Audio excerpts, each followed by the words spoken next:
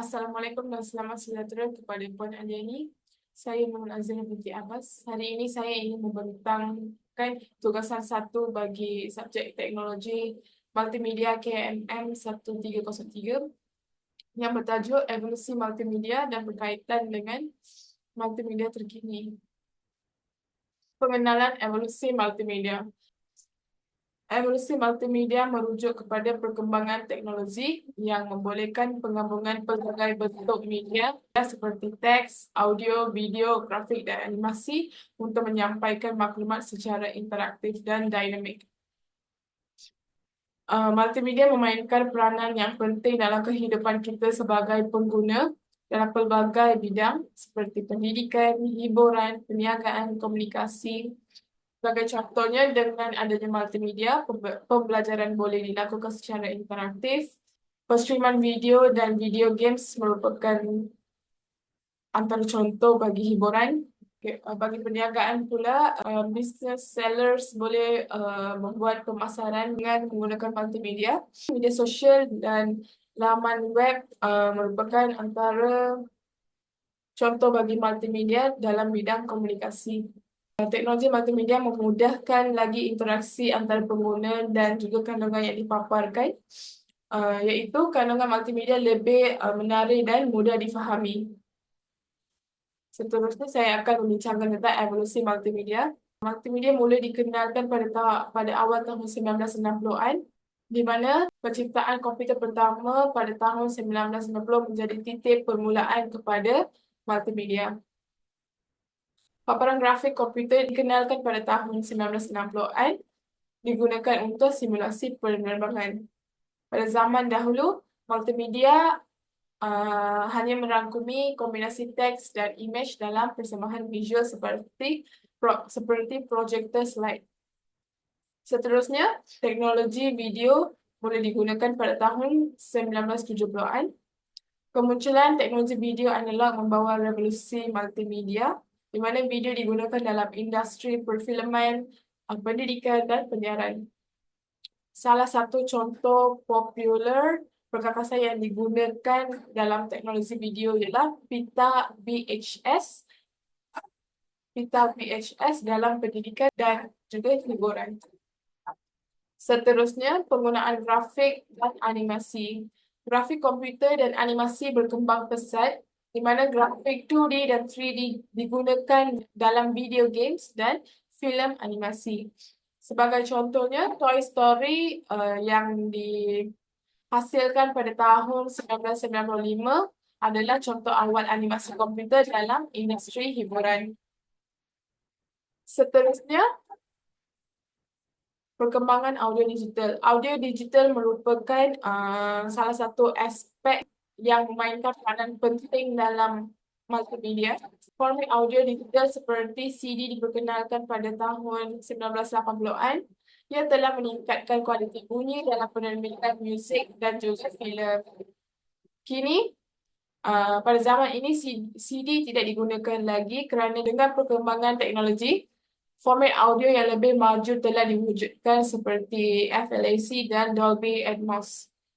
Seterusnya, penggunaan internet sebagai platform multimedia. Internet digunakan secara meluas pada awal tahun 1990-an di seluruh dunia. Ia telah menjadi platform utama untuk menyebarkan multimedia. Sebagai contohnya, YouTube yang dilancarkan pada tahun 2005 membolehkan penggunanya akses dan berkongsi video secara global. Seterusnya, multimedia mudah alih dan aplikasi pintar. Dengan teknologi zaman sekarang, telefon pintar mampu memainkan audio, video dan menjalankan aplikasi multimedia secara mudah alih. Ianya bermula dengan evolusi telefon pintar pada 2007 dengan kewujudan iPhone telah mengubah multimedia. Aplikasi mudah alih seperti WhatsApp, Instagram, YouTube telah memudahkan akses kepada kandungan multimedia. Pada zaman sekarang, telefon pintar merupakan satu keperluan yang agak penting juga pada semua orang. Oleh itu, penggunaan telefon pintar dalam pembelajaran dan kerja jarak jauh pun turut meningkat. Seterusnya, kewujudan AI dalam multimedia. AI mengubah cara multimedia digunakan, terutama dalam penghasilan dan kepribadian kandungan. Contohnya, algoritma AI membantu menyarankan kandungan relevan di platform seperti Netflix. Okey, contohnya, Netflix akan suggest TV series, movie ataupun apa-apa kandungan dalam Netflix itu berdasarkan watchlist penggunanya. Bukan itu sahaja, AI juga digunakan dalam penapisan dan moderasi multimedia di media sosial untuk mengawal penyebaran maklumat palsu ataupun berbahaya. Akhir sekali, penyertaan VR dan juga AR. Teknologi VR dan AR merupakan salah satu kemajuan terbaru dalam evolusi multimedia. Teknologi VR dan AR telah mengubah landscape multimedia dengan mewujudkan pengalaman yang interaktif dalam persekitaran maya dan realiti kepada pengguna multimedia. Teknologi ini sering digunakan dalam video games, pendidikan dan perubatan. Sebagai contohnya, Oculus Rift, iaitu contoh bagi VR, dan online video game Pokemon Go, contoh bagi AR, telah mencipta pengalaman interaktif dalam dunia sebenar. Okey. Seterusnya, saya akan membincangkan tentang tokoh-tokoh evolusi multimedia. Okey, first. Yang pertama, Alan Kay. Beliau merupakan pencipta konsep user interface.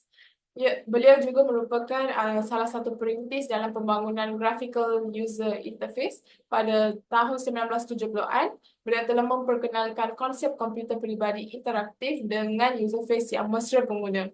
Kewujudan user interface telah menjadi asas kepada perkembangan teknologi multimedia moden, di mana semua sistem operasi seperti Windows dan macOS menggunakan user interface, dan ia telah mempengaruhi cara interaksi pengguna dengan peranti elektronik.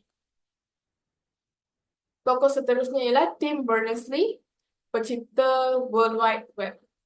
Beliau merupakan tokoh penting dalam evolusi multimedia kerana penciptaan World Wide Web telah pun mengubah cara maklumat dan kandungan multimedia disampaikan. Beliau merupakan pencipta belayar web pertama, bahasa HTML dan protokol HTTP. Pada tahun 1990-an, web digunakan untuk menyebarkan teks, imej, video dan audio yang membolehkan komunikasi segera di seluruh dunia melalui komputer. Seterusnya, John Lasseter.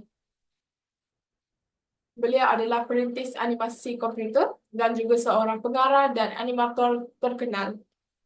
Beliau juga merupakan salah satu tokoh penting dalam revolusi animasi komputer melalui Pixar. John Lasseter telah mengarahkan satu cerita animasi yang terkenal pada tahun 1995, iaitu Toy Story.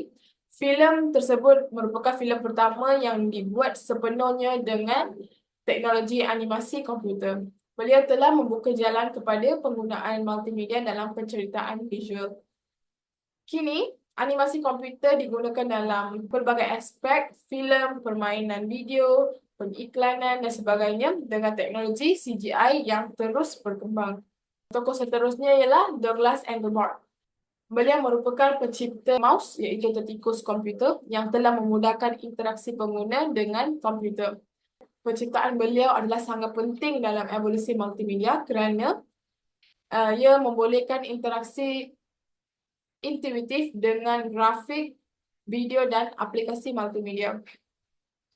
Pada zaman sekarang, walaupun ada touchscreen, mouse masih digunakan secara meluas dalam komputer desktop dan juga sistem multimedia.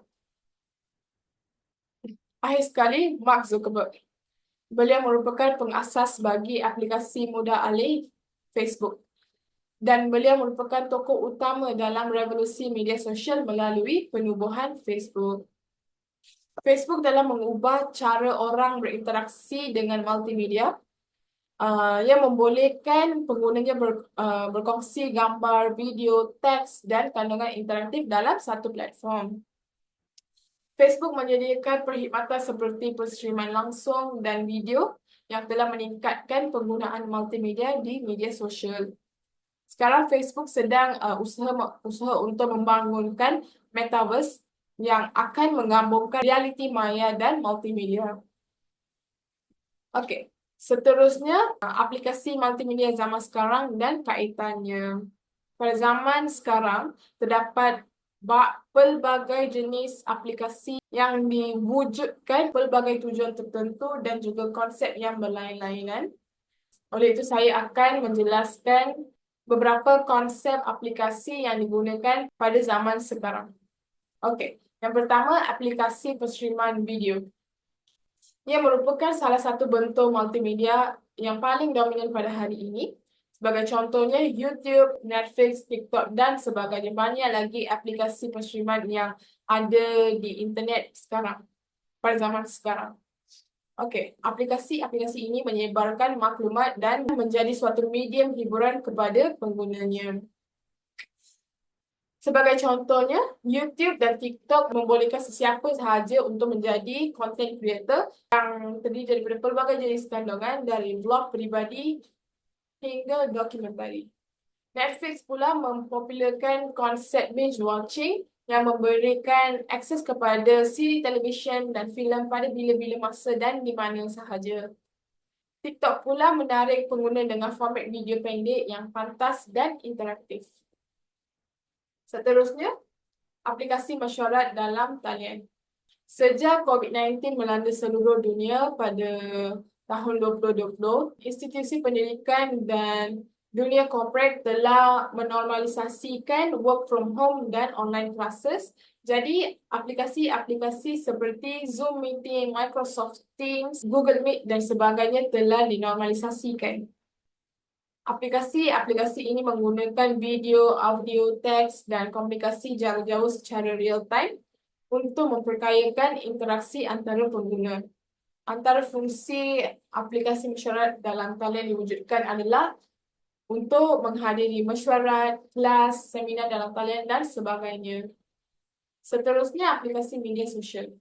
Pada zaman sekarang, almost semua orang mempunyai media sosial yang berfungsi sebagai platform komunikasi dan medium penyampaian maklumat serta untuk membuat marketing. Antara contoh aplikasi media sosial adalah Instagram, Facebook, Snapchat, WhatsApp, Twitter, iaitu X, Threads dan sebagainya. Antara fungsi aplikasi-aplikasi media sosial ialah pengguna boleh berkongsi gambar, video, cerita dengan interaksi sosial yang tinggi. Khususnya dalam Instagram, ciri seperti Instagram Stories dan Reels membolehkan perkongsian video pendek dengan elemen multimedia. Antara elemen multimedia yang digunakan dalam aplikasi media sosial ialah background music, teks dan pelbagai jenis filters. Seterusnya, aplikasi pembelajaran dalam talian. Aplikasi multimedia seperti Han Academy, Coursera dan Duolingo telah mengubah cara orang belajar dan ia telah pun memberi impak yang positif kepada penggunanya.